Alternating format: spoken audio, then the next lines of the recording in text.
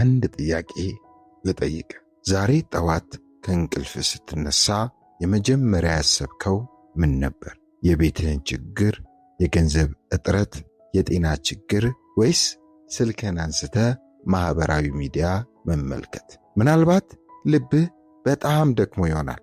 ብዙ ጸልየሃል፣ ብዙ ጠብቀሃል፣ ነገር ግን ምንም የተለወጠ ነገር እንደሌለ ይሰማሃል። ግን ዛሬ እግዚአብሔር አንድ ጥያቄ ይጠይቃል። ከችግር በፊት እኔን ትፈልገኛለህን? ይህን ቪዲዮ እስከ መጨረሻው ተመልከቱ። ምክንያቱም ዛሬ የምትሰማው አንድ የእግዚአብሔር ቃል ሕይወትን ሊለውጥ ይችላል። የእግዚአብሔር ቃል በማቴዎስ ወንጌል ምዕራፍ 6 ቁጥር 33 እንዲህ ይላል፣ እናንተ ግን አስቀድማችሁ የእግዚአብሔር መንግሥትና ጽድቁን ፈልጉ፣ ይህም ሁሉ ይጨመርላችኋል። ይህ የተስፋ ቃል ብቻ አይደለም፣ የሕይወትም መርህ ነው። ብዙ ሰዎች የሕይወታቸውን ችግር ለመፍታት ይሮጣሉ። አንዳንዶች ገንዘብ ይፈልጋሉ፣ ሌሎች ትልቅ ሥራን ይፈልጋሉ፣ ሌሎች ደግሞ የሰውን እርዳታ ይጠብቃሉ። ነገር ግን ኢየሱስ የሚለው በፍጹም የተለየ ነው። መጀመሪያ እኔን ፈልግ። ለምን? ምክንያቱም የችግርህን ምንጭ የሚያውቀው እርሱ ነው። የተዘጋውን በር የሚከፍተው እርሱ ነው። ሰዎች ሲተውክ ከጎኔ የማይለይ እርሱ ነው። ምናልባት ዛሬ በልብህ ጌታ ሆይ ለምን ዝም አልክ ብለህ ትጠይቅ ይሆናል። ነገር ግን እግዚአብሔር አልረሳህም።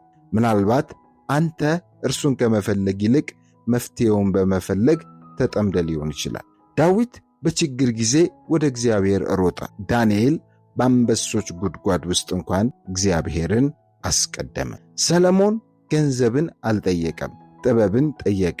እግዚአብሔር ከጥበብ ጋር ሀብትን ሰጠው። ይህ ዛሬም አልተለወጠም። እግዚአብሔርን ስታስቀድም ሰላምን ታገኛለህ፣ ጥበብን ታገኛለህ፣ ኃይልን ታገኛለህ፣ ተስፋም ታገኛለህ እና በጊዜው የሚያስፈልግን ሁሉ እግዚአብሔር ያዘጋጅልሃል። ስለዚህ ዛሬ የሕይወትህን ቅድሚያ አስተካክል። ከችግር በፊት እግዚአብሔርን ፈልግ። እንጸልይ።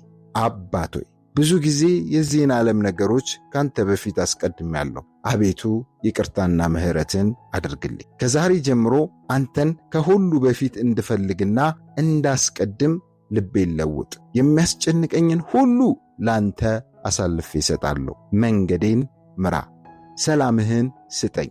በጌታችን በኢየሱስ ክርስቶስ ስም ጸለይኩ፣ አሜን። ይህ መልእክት ለሕይወትህ ከጠቀመክ በኮሜንት ላይ ከሁሉ በፊት እግዚአብሔርን እፈልጋለሁ ብለህ ጻፍ። ይህ መልእክት ለወላጆች እንዲደርስ ላይክ፣ ሼር በማድረግና በየቀኑ እንዲህ ያሉ መንፈሳዊ ትምህርቶችና መልእክቶች እንዲደርስ ይህንን ቻናል ሰብስክራይብ በማድረግ ቤተሰብ ይሁኑ። ተባረኩ።